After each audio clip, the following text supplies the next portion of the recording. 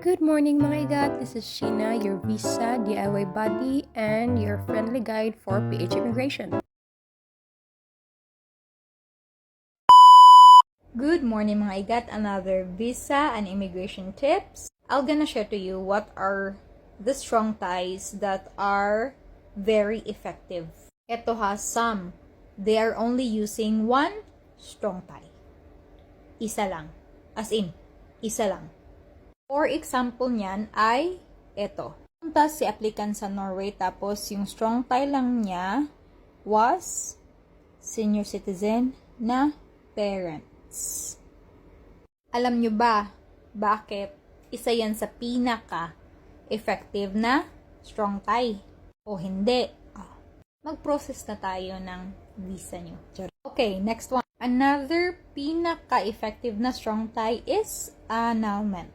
Bakit? Bakit? Kaya nga, sa mga pinoprocess ko, lalo na if kasal pa, if, walang strong tie, yung iba, yan lang yung ginamit. Okay? So, have a good day!